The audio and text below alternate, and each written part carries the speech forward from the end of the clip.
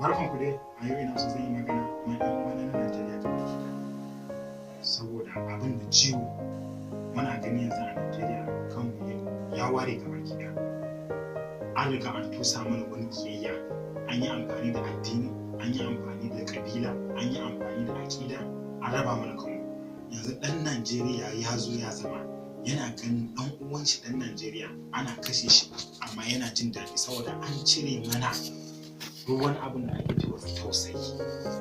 An riga an tusa mana kiyayya, ba ma jin kishi na ana kashe ɗan adam ɗin, ba ma jin kishi na ana kashe ɗan ƙasan, ba ma jin kishi na ana kashe ɗan addinin, duk ba mu da wannan saboda kawai an riga an tusa mana kiyayya. An yi amfani da aƙida, an yi amfani da addini, an tusa mana kiyayya. To wallahi mu farga, wallahi mu farga. Babu wayewa irin ka san kanka, amma idan har yanzu baka san kanka ba, ka lalata tunaninka, da ka san yadda tunaninka yake da ƙarfi, da ba za ka bar shi ya tafi a banza ba, ka je ka ƙarfafa tunanin wani ka sa shi zai gudanar da al'amuranka, ya sa ka ƙi mutane. Waɗannan su ne dalilin da ya sa ba 'yan uwanka kake ganin su suna gaba da junansu. Shi ne dalilin da ya sa ba a Najeriya muka ware da baki ɗaya.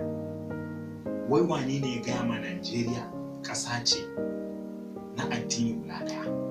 Wane ne ya ce ma Najeriya ƙasa ce na yare guda ɗaya? Wane ne ya ce ma Najeriya ƙasa ce ta ɓangare guda ɗaya? Duk wanda ya gaya ma wannan magana to ka daina saurare shi.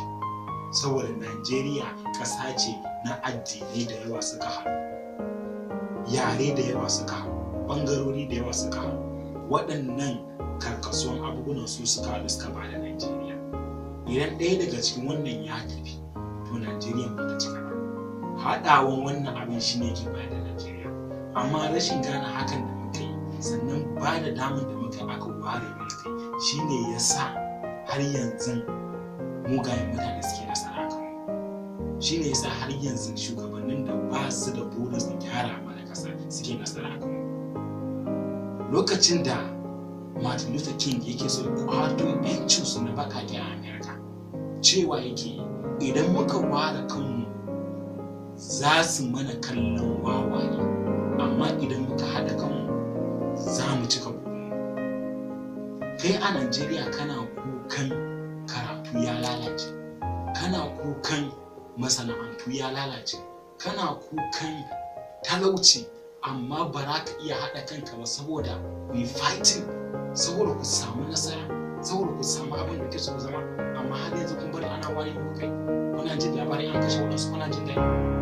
Yanzu Najeriya ya kai da cewa ma zanga-zanga ba za mu iya ba. Zanga-zanga ba shine hanyar da talakawa za su iya fitowa su nuna kukansu, duniya su ji, a tambaya me yasa talakawa ba su ji kuka akan abu kaza. Amma mun kasa saboda an ware mana kai.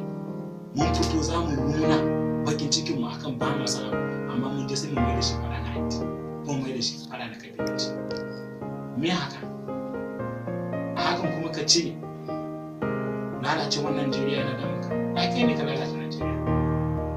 To wallahi ka farka, wallahi ka farka, ka tashi, ka gane cewa ɗan uwanka ne. Lokacin da aka zo bangaren addini, ka bar shi ya je addini, ka je kai addinin ka. Dan mutum ya kasance Bahaushe ko Bayerabe ko Inyamuri, ba hakan yana nuna makiyi ka ba. Hakan yana nuna wannan da shine za ku haɗu ku gyara ƙasa. Hakan yana nuna wannan da shine za ku haɗu ku ƙaru da ilimi, ka je ka san ilimin shi ma ya ɗauka ilimin ka.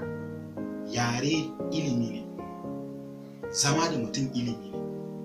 Babu hanya mafi kyau da ake gyara ƙasa illa a haɗa kai. Idan ba mu haɗa kanmu ba, wannan rayuwar da muke ciki, ayyanmu za su girma suna sha'awar mu.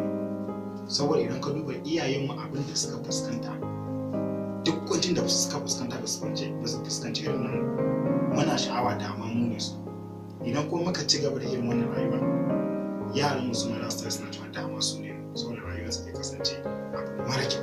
Kuma ba kowa bane kawo musu illa mu da muka kasa haɗa kanmu, muka ba waɗansu da muka kira malamanmu, muka kira su fastocinmu, muka kira su shugabanmu, muka ba su damar da suka ware mana kai, suka samu wannan damar mu suka mana kallon wawaye suka fara hawa manya-manyan motoci mu ko suka nuna mana kiyayya muna kiyayya mu to wallahi ka farga ka san kanka babu hanya mafi kyau da za ka kare kasanka inda ka so juna